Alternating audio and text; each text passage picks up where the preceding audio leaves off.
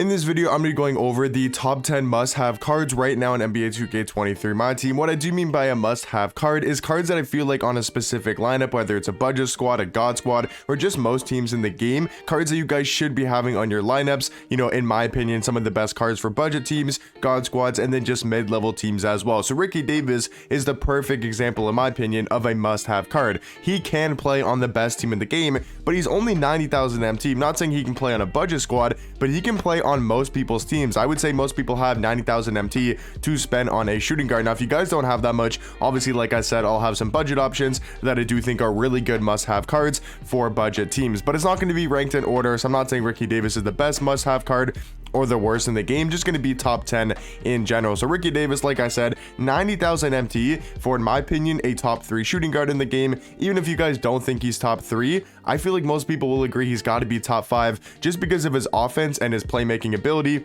and just offensively, he's one of the best offensive cards in the game. And if you guys can't afford Tracy McGrady, or you guys can't afford Terry Dischinger, the next best option is a 90,000 MT Ricky Davis. To me, he's just a better Vince Carter. He's got such a good jump shot with that Oscar Robertson upper on very quick timing. He's got great dribble saves, good dunk packages. I mean, just all around, this card is an absolute beast, being 6'7" at the shooting guard position. Another card that I feel like is a must-have on most lineups in the game. Once again, not every card is going to be the best card in the game. So I'm not saying Scotty Barnes is the best point guard in the game. I'm just saying for the price he goes for, he's only about 70,000 MT. He can play on most people's lineups, and he's on the same level, in my opinion, as a Ben Simmons, a Magic Johnson, a Sengun, a LaMelo Ball, even cards like Jimmy Butler, Cade Cunningham, right? He's 6'8". He can hold somebody like Cade. He can guard Cade. He's 6'8", 7'2" wingspan, has really good defensive stats. So I'm not saying he's the best point guard in the game, but I'm saying for the price he goes for, he's able to compete with the best point guards in the game,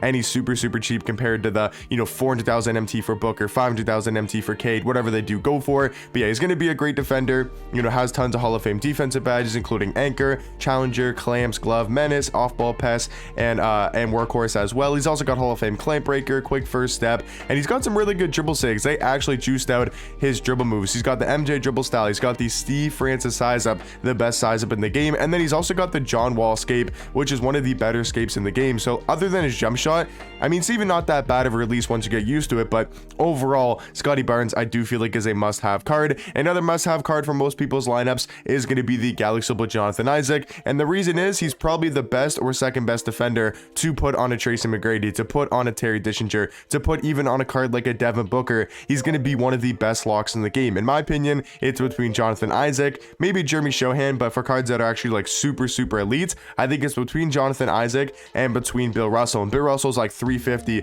400,000 MT compared to Jonathan Isaac. I think he's dropped to 60, 70, maybe 80,000 MT. So for his price tag and just his overall defensive play, I do think he's probably a must-have card for most people's lineups just because of the defense he does provide. He's 6'11", can play small forward, great player model, 7'2" wingspan, 95 interior defense, 95 perimeter, 95 steal, and a 98 block. He's got almost every single defensive badge on Hall of Fame, including Anchor, Challenger, Chasing Artist, Clamps, Glove, Interceptor, Menace, Post Lockdown, Workhorse. I mean, the card is just an absolute beast on defense, and then even offensively, he's got a very capable jump shot, can knock down threes, you know, even move a little bit with the ball in his hands if you do need him to create his own shot. All around, I think Jonathan Isaac is such a good small forward, especially for his price tag. And then talking about some budget cards here, guys that I think can play on, you know, most people's teams, like not god squads, but can play on a lot of people's squads, but are also super cheap and can play on the budget squads in the game. So Poku, he might be a little bit more expensive than a budget card. I think he's around 30 to 35,000 MT. He might honestly be even a little bit cheaper, but yeah, he's a 7-foot small forward, 7'3" wingspan.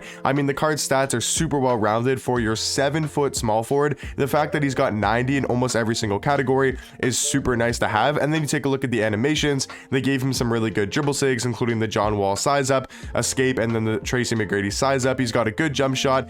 I mean, it's not like a great jump shot, but I don't think it's necessarily bad. And then he's also got some decent dunk packages. So for your 7-foot small forward, can knock down threes, actually dribble with the ball in his hands, having Hall of Fame Clamp Breaker, Hands for Days, Hyperdrive, Killer Combos, and Quick First Step as well. I mean, for only 35,000 MT, this is a must-have card on most people's lineups. And then going more into the budget teams, I mean, Luke Walton is about 25 to 30,000 MT right now, and he legit might might be better than Scotty Barnes. And a lot of people's opinion, he might be better than Scotty. He might even be better than a Ben Simmons. He might be better than a LaMelo Ball in a lot of people's minds. To me, I like Scotty Barnes just because of the defense he provides you, but he's also 60, 70K, maybe even 75, 80,000 MT, where Luke Walton's normally around 30,000, maybe even a little bit lower, 25K. So for the price tag, he's such a good point guard, and he is easily, in my opinion, the best budget point guard in the game. I don't think there's really too many cards on his level when we're talking about budget point guards. I think it's got to be Luke Walton. So for that reason, he's got to be a must-have card for the budget squads. Now, talking about another really good budget card, easily, not even a question, the best budget center in the game. When I mean budget, I mean any card under 20, 25,000 MTU. So I'm not including Evan Mobley, I'm not including Dino, Pink Diamond, Diop. All those cards are about 40, 50,000 MT. I'm talking about centers that are under 20K. The only guys that I can think of that are, you know, somewhat good are Eddie Curry, James Wiseman. After that, I mean, I guess you go to maybe like the Marcus Sauls of the world. Like, there's just not many good budget centers in the game. So the fact that Diop, I'm not saying he's as good as a Yao Ming, or he's as good as a D-Rob, or he's even on the Pink Diamond Diop level, or he's better than Dino. I'm not saying that, because I would take Dino over him, and I might even take Pink Diamond D-Rob. I think that's kind of a closer debate. But the fact that he's under 20,000 MT, I think he only goes for around 10 to 15,000. That's why he's such good value. He has such a good jump shot, Chris Bosh base, Oscar Robertson upper. He's basically just like a James Wiseman or Eddie Curry, but he's got a way better jump shot. And if you guys have used Eddie Curry or James Wiseman, you guys will know that's their only flaw, is the fact that their jump shots are terrible and basically unusable. Because other than that, both those two cards are really nice. But Diop has a great jump shot, really good defender, good at finishing around the rim. I think is easily a must-have card on people's budget squad. And then kind of the last budget card we'll talk about here in the video, I think might be the best budget card in the game, or one of the best in the game. He's 20,000 MT or cheaper for a Galaxy Opal Deadlift Shrimp, and he is an absolute beast at the small forward position. He's 6'10" with a 7-foot wingspan. Stats are super well-rounded, has tons of Hall of Fame shooting badges, including limitless range, guard up, corner specialist, catch and shoot, amped, agent 3. He's got the 2 good Hall of Fame playmaking badges, including clamp breaker and quick first step. And then defensively, he's got Hall of Fame anchor, which is super nice, interceptor, and off-ball pest. But that's not the best thing about this card. It's going to be his dribble sigs. His sigs are absolutely amazing, especially for a card who is 6'10" at small forward. He's got a capable jump shot, normal leaner, good dunk packages. I mean, there's not too much more you want from this Deadlift Shrimp card, and the fact that he goes for under 20,000 MT, I think once again is a must-have card for most people's squads and budget teams especially as well. Talking about a card that's just going to be more expensive, still a must-have card in my opinion for most people's lineups, whether it's a mid-level team or even a god squad, because I think you can make an argument Jonathan Bender is the best small forward in the game. I think Bill Russell might be a little bit better just because of his defense, maybe even Purvis Ellison. But in my opinion, this is a top 3 small forward in the game for only about 80, 90,000 MT. And that is extremely good value for this card. And I think he can be he should be a must-have card for most people's lineups. Kind of like the Ricky Davis, you know, 90,000 MT, but he can play on the best team in the game. And he can also play on the mid-level and maybe even the more budget squads, like teams where, you know, they're only about 400,000 MT, you know, for the total value of the squad. He can play on those teams, he can play on the mid-level teams, and he can play on the god squads as well. Now, talking about, in my opinion, the only must-have, you know, insanely good card in the game, expensive-wise, is Taco Fall. I'm not saying he's the best card in the game. Yao Ming, T-Mac, you know, Terry Dischinger are all better, but he goes for about 400,000 MT. He's a bit up in price right now. He usually is about 300 to 350K, but we'll just say 400,000 MT right now for a base Taco. But Yao Ming is what, 900K? Terry Dischinger is 1.5 to lock in for. T-Max a mil, right? So all these other cards, even Cream is still a mil to lock in for. Dark Matter D-Rob is about 400K.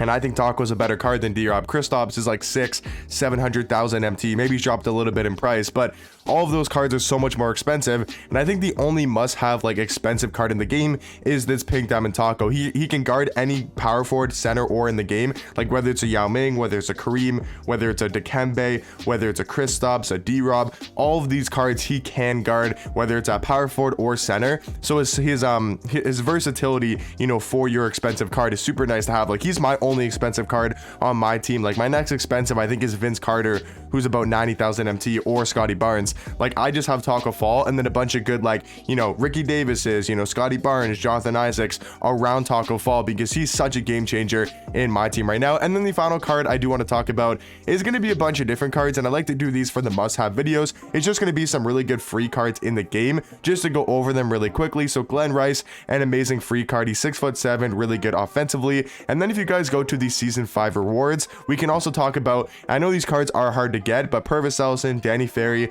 are just super elite. I mean, Purvis Ellison, you can make an argument he's the best small forward in the game, and Danny Ferry is super elite as well. So I know it's super hard to get them, but if you guys can get them, or if you do have them, I do feel like they're must-have cards for a lot of people's squads. Like, I have Danny Ferry. If I get Purvis Ellison, he would obviously play on my squad. And then I also do want to talk about quickly here at the end of the video, want to talk about some free pink diamonds from the season, or from the bracket buster takeover rewards. Just go over some really good free cards that I feel like are must-have to be grinding for in the agenda. So far, don't really see anybody that's like a must-have. I mean, Sam Decker is pretty good, but I wouldn't say he's a must-have. Charlie, must-have free card, such a beast at the power forward spot. Justin Jackson, must-have free card, an absolute beast at shooting guard, and can even play small forward as well, being 6'8". And then you take a look at the wait, where the hell is Jared? I thought Jared was on here, no? Because the Jared Jeffries, a card that I was just looking at, he's an absolute beast. I guess he's not on here because I was just selected on him. I'm not sure, but Jared Jeffries, he is 1000% worth going for. He's just like a free Poku, a free Jonathan Bender. That's kind of the way that I do look at Jared Jeffries. So yeah, guys, that's going to be my top 10